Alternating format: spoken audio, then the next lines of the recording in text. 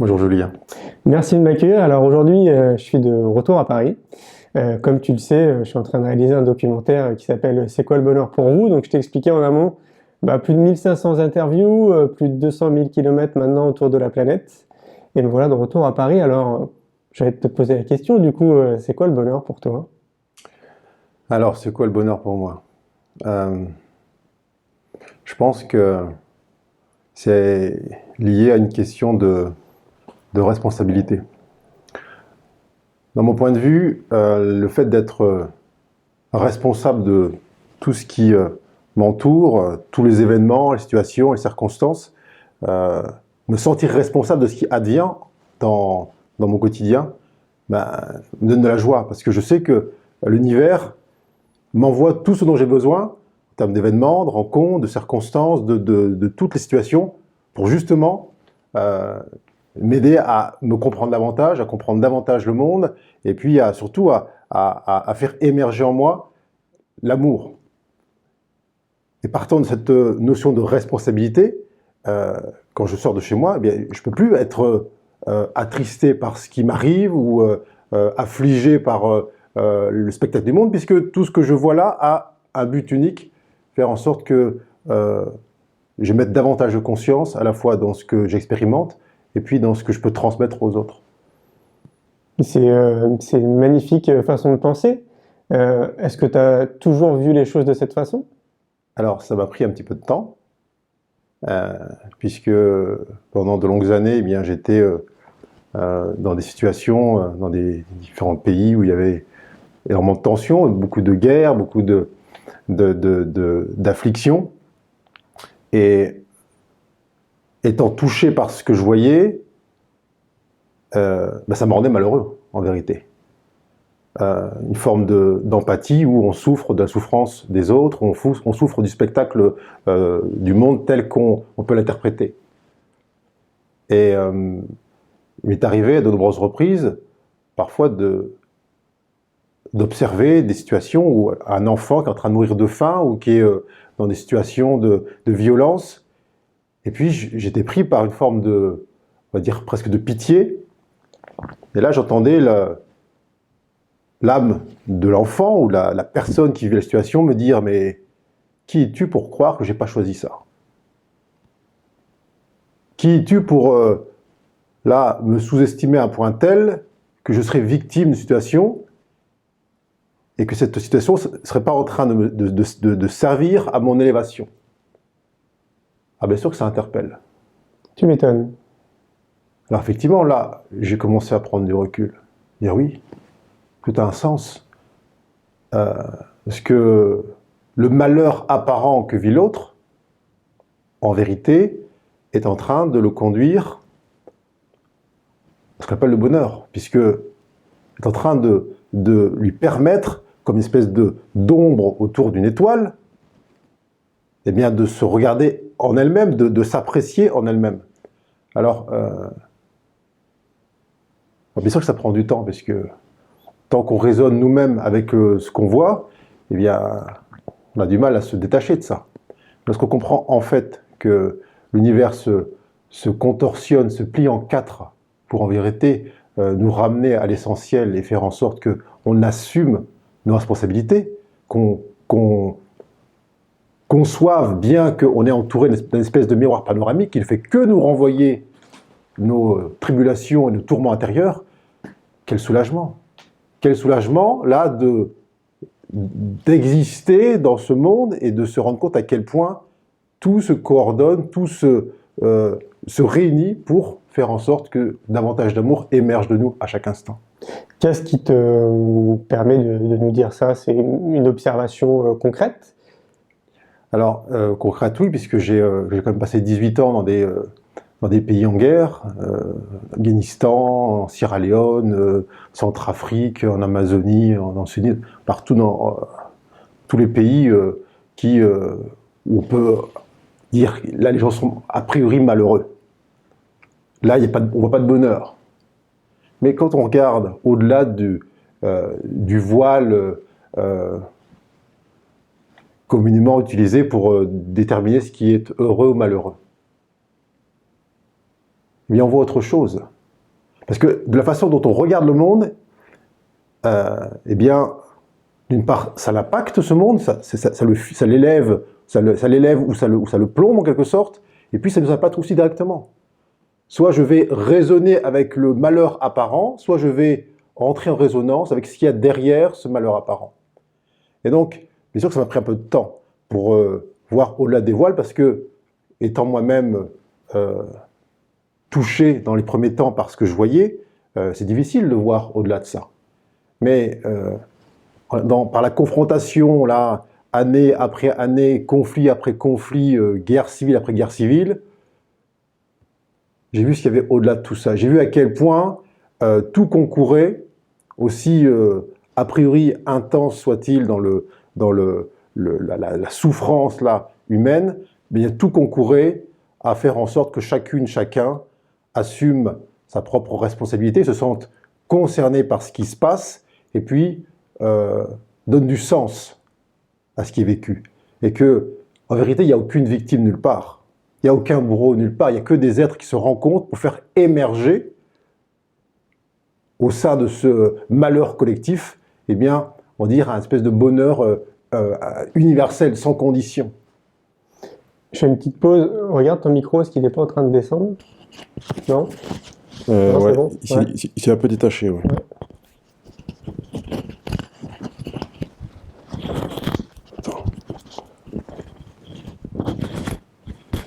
Impec. Est-ce que tu peux nous expliquer ton parcours, parce que tu nous dis que tu as été présent justement dans tous ces pays en tension. Tu peux nous expliquer ce qui t'a amené justement à être présent sur place? Alors, quand j'avais 18 ans, j'avais l'ambition de faire résonner mon appel spirituel avec quelque chose à l'extérieur, trouver un chemin qui serait en adéquation avec ce que je sentais au fond de moi. Alors ça commençait par une forme d'exploration intérieure que j'avais débuté dès l'enfance et là que je poursuivais en tant qu'adulte, on va dire libre de ces faits et gestes. Et puis je suis parti à pied avec mon sac à dos en direction des montagnes bulgares, dans lesquelles je me suis installé pendant quelques temps, sous une tente, dans la région des lacs sacrés de Rila.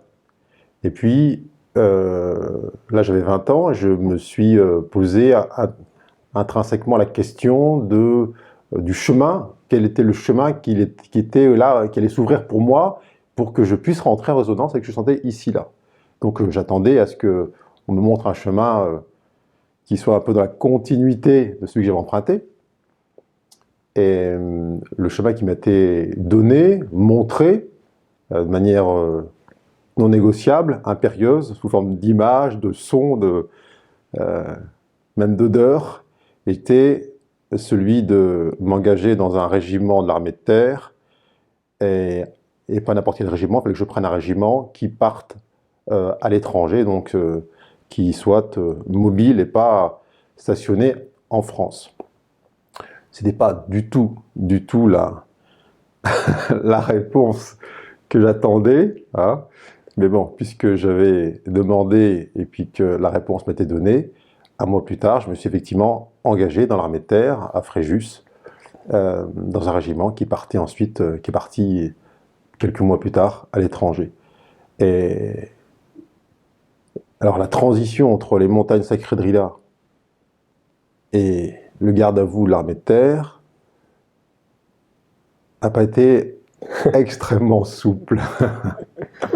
Mais alors c'était le début d'une aventure qui a duré 18 ans, donc qui m'a amené dans tous les pays où forcément bien, il y a des conflits, des tensions, des mouvements de population, la souffrance poussée à son paroxysme. Ensuite, j'ai bifurqué dans une autre branche du monde militaire. J'étais en gendarmerie mobile, pas celle qu'on voit sur le bord de la route, mais celle qui part toujours encore en déplacement. Et j'ai continué à partir dans tous les pays pour former beaucoup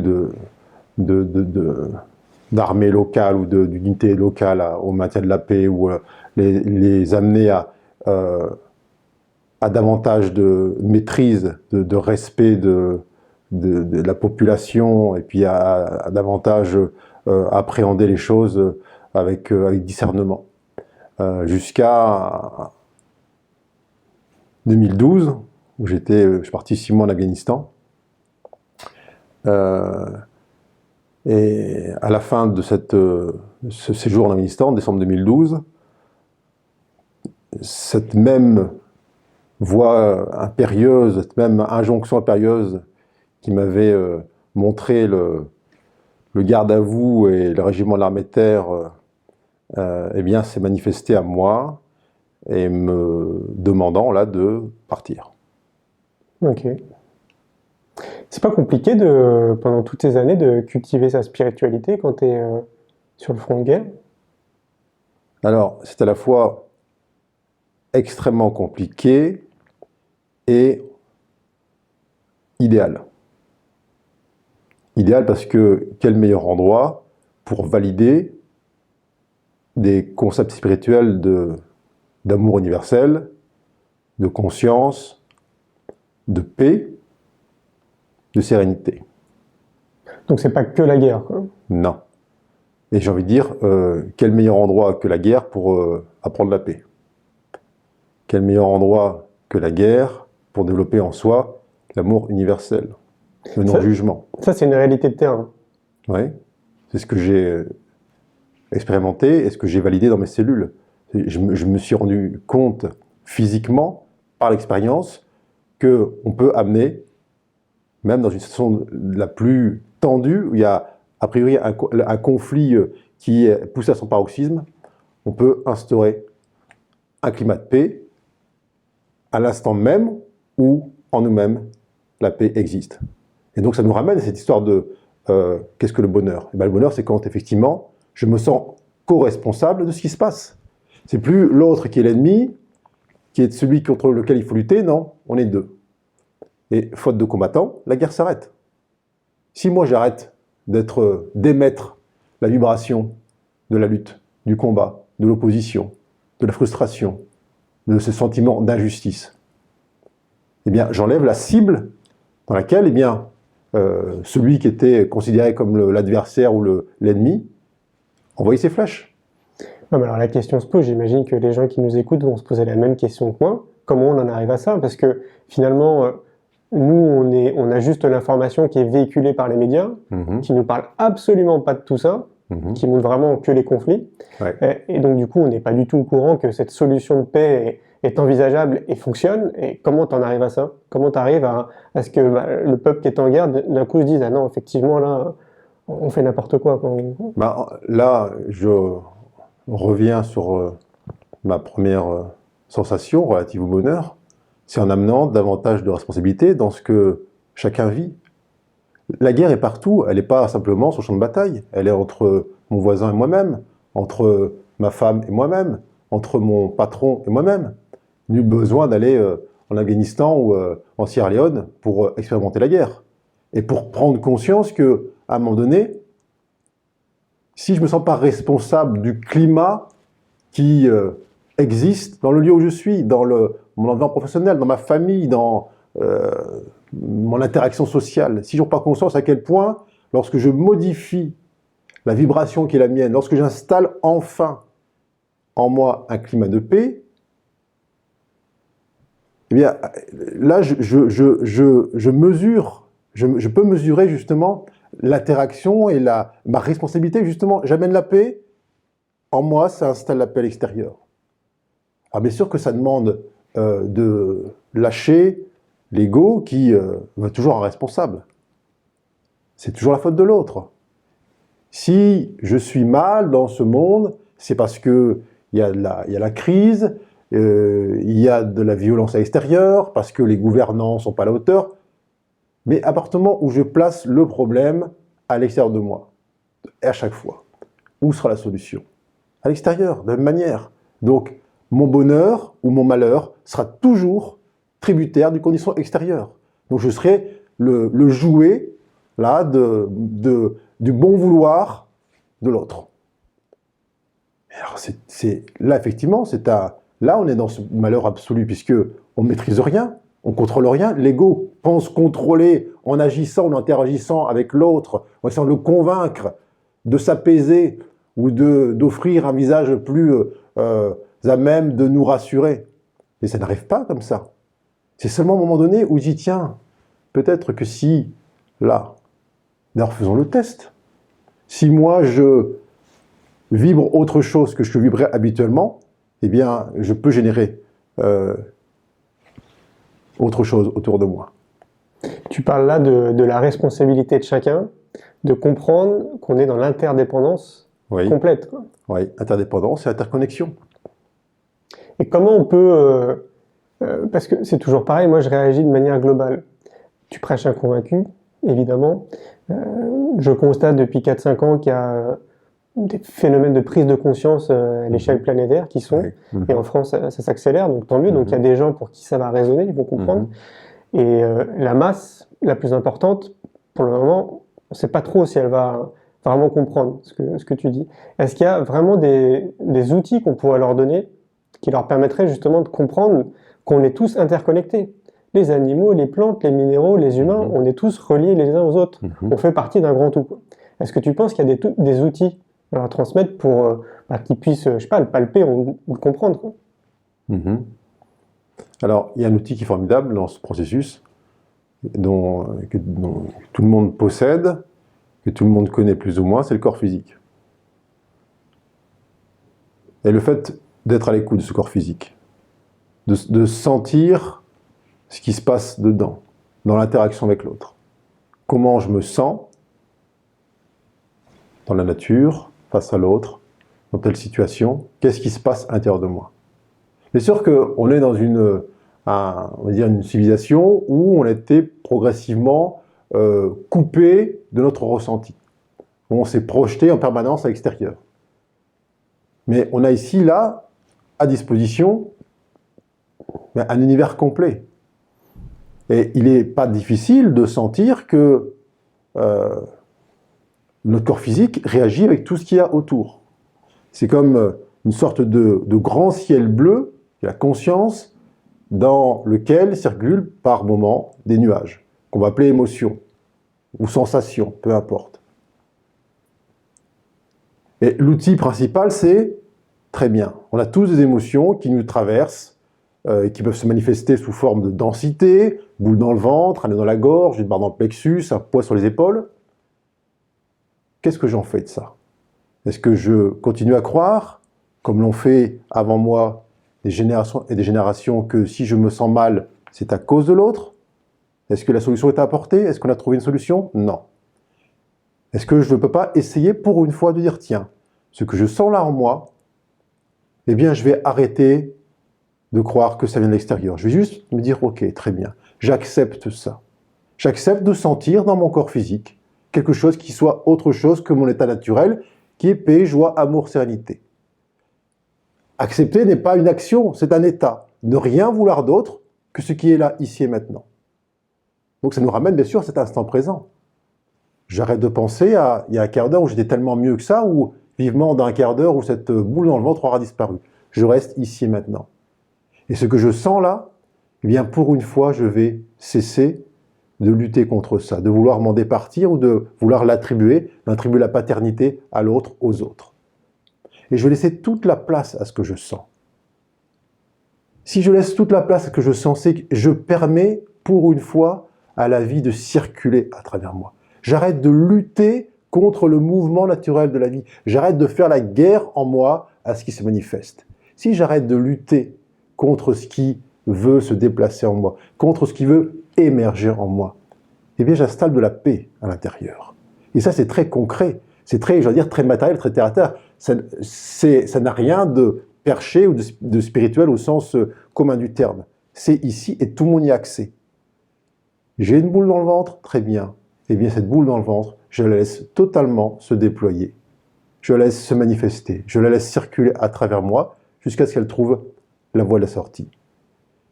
Et cette fin de la guerre à l'intérieur de moi, cette fin de la lutte à l'intérieur de moi, cette fin du chaos en moi, eh bien, amène progressivement autre chose. Je me libère d'une colère, c'est une paix qui s'installe. Je me libère d'une angoisse, d'une tristesse, c'est la joie qui reprend sa place. Car la nature a horreur du vide. Chaque fois que je libère une densité de mon enveloppe charnelle, eh bien, je crée un vide dans lequel ce que je suis de toute éternité prend place. Et ça, tout le monde y a accès, tout le monde a un corps physique. Nul besoin de lire des ouvrages, des livres, faire telle ou telle pratique extérieure. C'est l'accès le plus direct qu'on puisse avoir à la paix en nous. Et chacun, du soir au matin, du matin au soir, peut sentir, à un moment donné, où dans son grand ciel bleu de la conscience, eh bien, un nuage le traverse. Et là, à ce moment-là, il fait quoi? Il médite? Pas besoin. Est-ce que lorsque on a une colère qui monte et qu'on la réprime, qu'on a une tristesse qui monte et qu'on la réprime, on médite? Non, il faut la laisser s'exprimer. De la même manière, c'est aussi simple de faire ça que de faire ça. Il n'y a pas de différence. Ce qu'on appelle méditation, c'est quoi? Finalement, c'est observer ce qui est. Lorsque je sens monter en moi une colère, oui, je la sens monter, j'observe, mais là, je l'écrase. Mais là, je continue à observer, mais à la place de l'écraser, de la réprimer, je laisse circuler. Et dans la croyance collective, on se dit, mais si je laisse circuler à travers moi les émotions, ça va exploser. Mais c'est précisément l'inverse. C'est du fait de la compression que ça explose, que ça génère toutes ces douleurs physiques, qu'on arrive à un tel degré de déni de soi, que toute cette dépression énergétique amène une dépression nerveuse. Mais lorsqu'on laisse simplement la vie circuler à travers nous, rien n'explose, tout est fluide. C'est ce volcan intérieur qu'on maintient encapsulé qui, à un moment donné, explose. Mais pas l'inverse. Mais bien sûr, tout ça se vérifie, ça se valide. Il faut l'expérimenter. Si ça reste juste dans la tête comme un beau concept, ça ne changera pas. Oui, c'est évident. Ouais. Alors, pour prendre la défense, ce que je constate malgré tout, parce que tu as raison, évidemment, c'est qu'il y a un conditionnement sociétal qui est quand même très fort, quoi. De par nos parents, l'éducation nationale, voilà, tout ça est quand même extrêmement fort. Et clairement, si on reprend justement l'éducation, je me rappelle très bien pour la majorité d'entre nous en tant que garçon, les parents nous dire « t'es un garçon, tu pleures pas », quoi. Ouais. Par exemple. Quoi. T'es un garçon, tu pleures pas. Et à l'école, lorsque, eh bien, une émotion peut monter dans l'intérieur d'un enfant, qu'est-ce qu'on lui dit? Tais-toi, calme-toi, ne bouge pas. Dès le plus jeune âge, on apprend que pour être le moins mal aimé, le plus accepté possible dans ce monde-là, eh bien, il faut écraser, réprimer le côté émotionnel. Alors bien sûr que c'est un travail dans Hélène. Ça fait des millénaires que on apprend cellulairement, on se transmet de génération en génération à écraser la vie en nous. Donc, est-ce que le revirement peut se faire de manière spontanée et, je veux dire, avec une telle intensité qui puisse se vérifier là en quelques années? Oui et non. Oui, parce que on n'a pas besoin que tout le monde change, on a juste besoin d'une masse critique qui infuse le reste. On a juste besoin qu'une quantité suffisante là, d'être sur Terre modifient en eux-mêmes leur façon d'être et de manifester leur nature véritable pour que ça ensemence tout ce qu'il y a autour. Mais bien sûr, il faut, encore une fois, se sentir responsable de ce qu'on sent. Bien sûr que le système actuel, tel qu'il a fonctionné pendant des éons, a besoin non pas de s'améliorer, il appartient à autre chose. On ne va pas l'améliorer, on amène quelque chose d'autre. On amène un nouveau paradigme qui n'est pas le continuum de ce qui a existé, mais c'est voici ce que nous sommes. Voici ce que nous sommes. Alors certes, on a été maintenu pendant des siècles et des siècles dans une version diminuée, contrainte, illusoire de nous-mêmes. Très bien, ok. Ça nous a permis de nous retrouver à la fin. Et dans le système éducatif, social, financier, politique, etc., oui, tout est fondé là-dessus. Alors on peut commencer à dire oui, mais il faut changer le système, il faut dénoncer ce qui ne va pas, il faut essayer de lutter contre ça. Ce ne serait qu'amener encore la tension sur la tension, etc. Je pense qu'il faut juste proposer, chacun à notre niveau, eh bien, une version alignée de nous-mêmes. Et c'est cette version-là qui ensemence, qui rayonne, qui infuse et qui propose dans ce monde on va dire la fondation sur laquelle eh bien, cette civilisation neuve peut s'élever. Est-ce que tu ne penses pas qu'on gagnerait du temps à proposer un autre modèle que l'éducation nationale? Je ne sais pas si tu le sais, nous on est en train de créer une école, tu sais, l'école de la vie. Absolument. Parce que je pense que tout part de là en réalité. Absolument, c'est bien ça. On n'est pas là pour améliorer l'éducation nationale en essayant de mettre un énième amendement ou une énième réforme sur le système actuel. C'est une espèce d'hologramme qui est en train de disparaître de lui-même. Et ne peut disparaître totalement que si, à côté, il y a une proposition qui permet justement de reporter les énergies, les forces sur autre chose. On a fonctionné pendant des éons à l'envers, où on a mis le masculin devant le féminin, la structure avant le contenu. On a demandé aux enfants, qu'est-ce que vous voulez faire plus tard? Jamais on leur a dit, qui êtes-vous et qu'avez-vous à nous montrer? On a toujours considéré les enfants là, qui venaient après nous comme étant ceux à qui on devait apprendre la vie. Alors, ils arrivent de manière ultérieure, mais ils seraient porteurs de moins de connaissances que les anciens. Alors, si on raccourcit l'histoire avec un grand H, c'est comme si on trouvait juste que Cro-Magnon nous apprenne la vie. Moi, je me mets dans la conscience d'un enfant qui regarde un adulte qui est en train de lui dire « je vais t'apprendre la vie ». Mais il dit « mais attends, je viens après toi, ce que tu me laisses comme monde n'est pas exactement celui dans lequel j'ai envie de vivre. Quel chemin penses-tu avoir tracé pour moi ?» Non. Et cette humilité de reconnaître que je viens pour apporter quelque chose d'autre. Alors bien sûr que là, on fera un saut. Lorsque, enfin, les enseignants, les professeurs rentreront dans la classe et diront aux élèves, à leurs élèves, bien, qu'avez-vous à nous apprendre aujourd'hui? Que sentez-vous en vous? Qui êtes-vous? Pourquoi êtes-vous ici, là, en ce monde? Alors bien sûr que ça demande un peu d'humilité de la part du professeur, qui reprend juste son rôle de structurer le contenu qui émane des enfants, et pas l'inverse.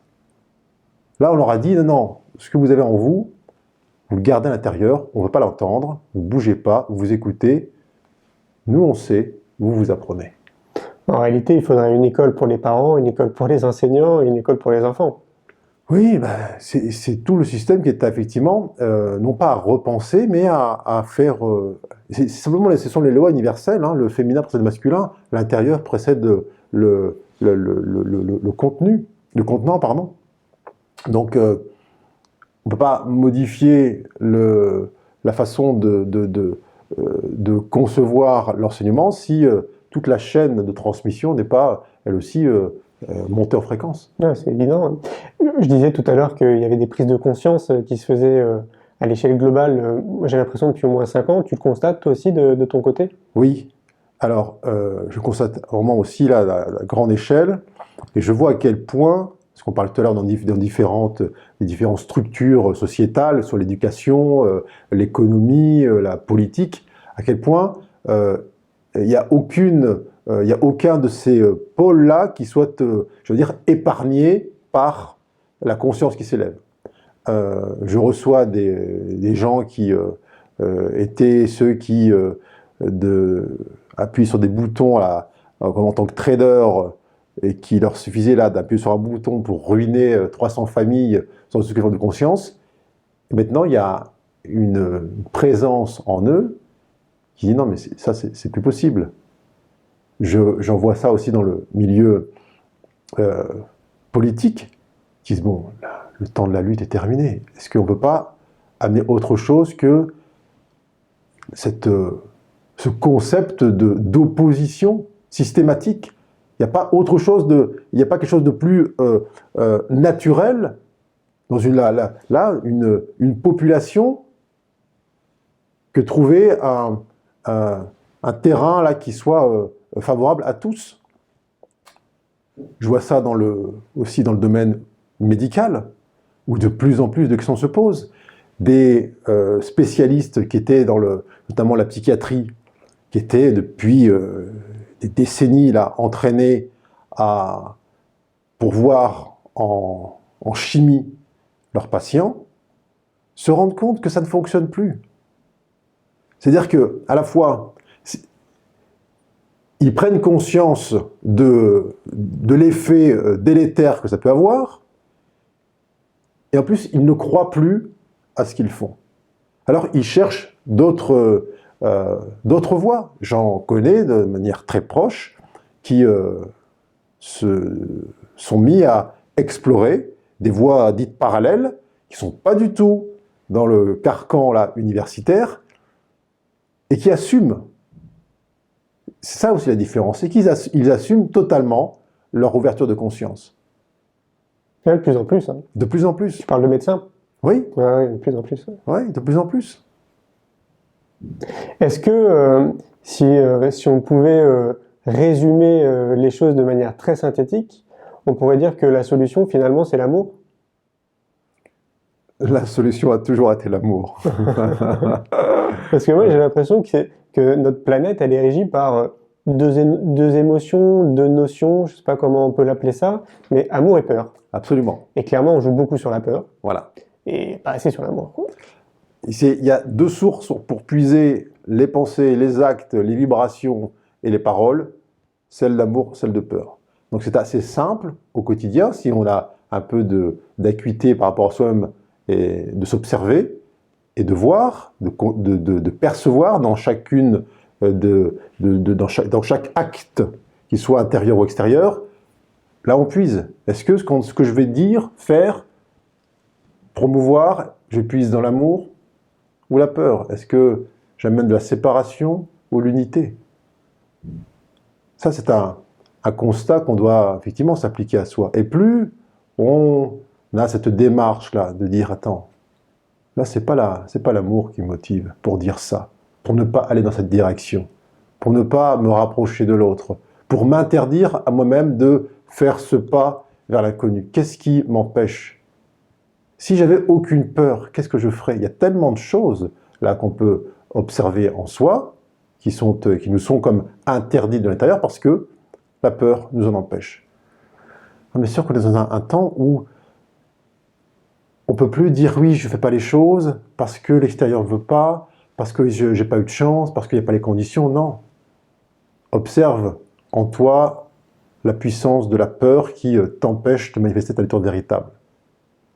À partir du moment où on observe en nous ça, c'est quoi? C'est la conscience qui se déploie dans notre êtreté. La conscience, c'est la lumière. La lumière dissout, brûle tout ce qui est moins que lumière. À partir du moment où je suis plus identifié à mes peurs, c'est ma conscience qui observe ça en moi, eh bien je commence déjà à faire disparaître ces peurs-là. Et à la place, qu'est-ce qui s'installe? Eh bien, qui retrouve sa place initiale, c'est l'amour. C'est ce que tu fais, toi, dans le cadre de ton activité d'aujourd'hui? Alors, moi, oui, c'est ce que, en tout cas, j'essaie de transmettre, faire en sorte que chacun puisse identifier en lui, en elle, tous les espaces qui portent encore la peur ou le non-amour, la même chose. J'œuvre à ce que l'amour puisse être libéré en chacun d'entre nous. C'est pas une chose qui arrive de l'extérieur, l'amour.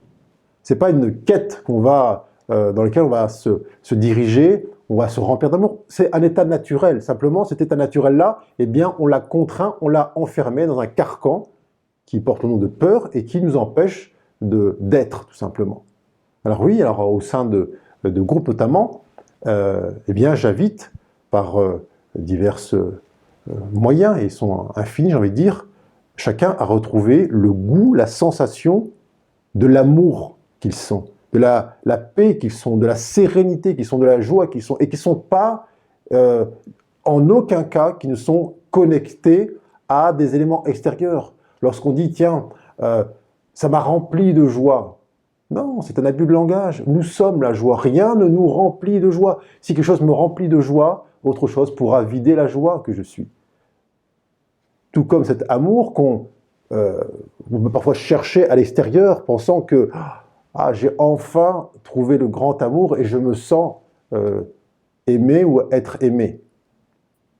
L'autre n'est que le reflet de l'amour que nous déployons, que nous sommes. Si on est encore dans cette croyance que l'amour, que l'ouverture du cœur est liée à l'autre, quel drame lorsque l'autre disparaît ou change de direction. Cet amour que nous sommes, oui, j'entends bien le faire en sorte que tous puissent, en tout cas le maximum, puissent y goûter et sentir que c'est un état naturel, intrinsèque, que c'est en rien tributaire des conditions météo ou du niveau du compte en banque ou la taille de la maison.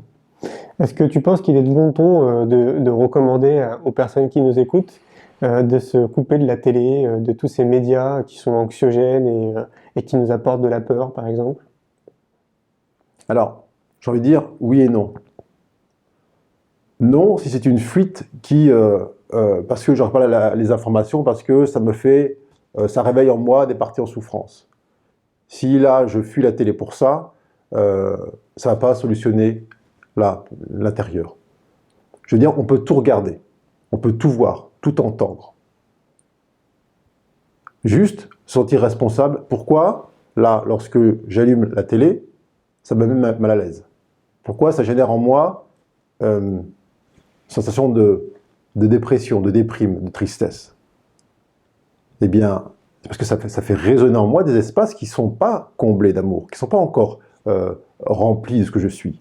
Alors, je ne dis pas qu'il faut s'infliger une dose quotidienne d'informations. Simplement, si je fuis les informations parce que ça me touche, en quelque sorte, quand on dit information, c'est une vision parcellaire, et très parcellaire de ce que offre le monde, tôt ou tard, l'univers me renverra dans la rue, dans ma famille, dans mon peu importe, ce que j'ai pas voulu voir, qui simplement ne faisait que résonner avec un espace intérieur. Alors, bien sûr qu'il y a différents types de nourriture, et que ces informations, ou peu importe la télévision, là, ne concourent pas à nourrir mon être divin. C'est une évidence.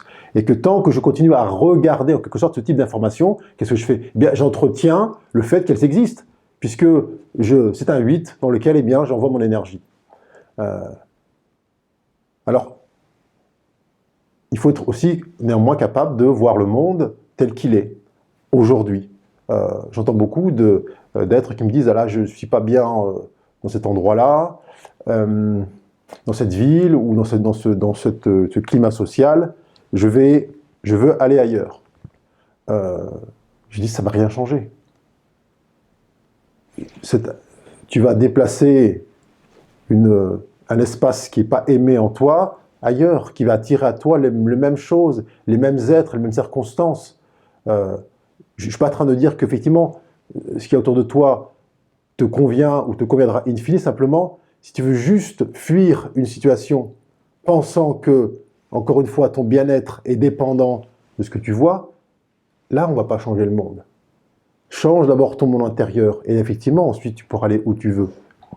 On peut considérer quand même qu'il y a des situations, mais bien heureusement ou malheureusement pour certains qui le vivent, un environnement qui est quand même, qui peut être très difficile, quoi, justement. Oui, j'entends bien. Et quand je dis ça, je regarde en moi les espaces qui ont vécu pendant 18 ans dans des pays où on ne peut pas dire que c'était forcément Disneyland. Mais j'ai senti, expérimenté dans mes cellules, le fait de vivre la paix, d'être la paix, la joie, l'amour, la sérénité, lorsque tout autour nous raconte une histoire différente. Donc tu veux dire que ce que tu as vécu, tout le monde peut l'expérimenter? Bien évidemment. Ok. Mais tu ne penses pas que tu as eu une force intérieure peut-être plus importante que la majorité d'entre nous? Tu penses que c'est vraiment... Non, j'ai juste là moins cru que peut-être d'autres au fait que ce que je voyais appartenait à l'extérieur. Juste dissous en moi la croyance que l'autre était séparé, que moi j'étais autre chose. Ouais, tu as réussi à créer comme une espèce de, pas de barrière, non, mais de filtre. L'inverse de la barrière. Ouais. Un filtre. Non, j'ai Je sais pas, enlevé, ouais. j'ai enlevé le voile. T'as tout enlevé, quoi. J'ai enlevé le voile qui me faisait me sentir différent de Ok. l'autre. Et t'as vu l'être humain en face de toi, quoi. Voilà, j'ai arrêté de regarder l'autre, justement, à travers le filtre de sa présence, de ses blessures, de ce qui projette là. Et qui, Ouais. Finalement, tu t'es auto-déconditionné, quoi. ouais. Bah oui. Parce que j'imagine que tous ceux qui s'engagent dans l'armée subissent, comme nous tous, une sorte de conditionnement. Ah ben, c'est pas le moindre déconditionnement. On est d'accord. Hein. Ouais. Et cet aspect uniforme, Mm. et là, et cet esprit de corps, hein, et évidemment, et un conditionnement, voilà, il y en a d'autres. Hein, Bien sûr, chaque corps de métier a son conditionnement. tout à fait. Mais Ouais. celui-ci est, en termes de dualité, quand même poussé à son paroxysme. Alors je veux croire que le fait que j'ai été envoyé dans cette sphère-là de conscience ou d'inconscience, peu importe le nom qu'on va employer là-dessus, a son sens pour moi aujourd'hui. Et j'ai senti une vraie continuité par rapport à ce que je fais aujourd'hui. D'abord parce que l'univers donne toujours des signes. Il m'a dit non, mais il n'y a pas un avant, un après, il y a un pendant perpétuel. En Afghanistan, les premières semaines, quand suite à mon arrivée, il y a eu un attentat et il y a 4 Français là 4 militaires français qui sont morts dans des circonstances qu'on peut comprendre puisque c'est un attentat suicide.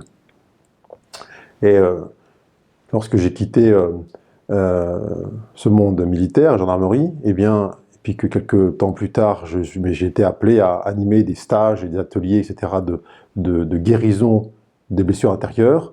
Je parle brièvement de mon parcours-là passé. Et puis j'ai à côté de moi un couple à ma gauche, et je vois la femme qui pleure en silence, et puis elle me dit, là comme ça, elle se rend compte, et donc elle partage ça, que son fils était celui qui était mort là-bas en Afghanistan. Alors là je sens que le livre se referme, que l'histoire est belle au-delà des mots, et qu'il n'y a pas un avant, un après, où je suis sorti de ça, elle entend mieux, je vais promouvoir l'amour inconditionnel. Non. Là, depuis le départ, c'était le chemin. Oui, c'était une évidence. Une évidence. Ouais. Oui, parce que tu étais, et tu l'es toujours, j'imagine, juste un observateur de ce qui se passe autour de toi. Tu parles de signes. Tout le monde ne voit pas forcément ces signes. Mais effectivement, c'est bon d'être, comme je dis souvent, de dresser ses antennes. Quoi. Ouais. Ouais. En vérité, les signes sont partout, tout le temps.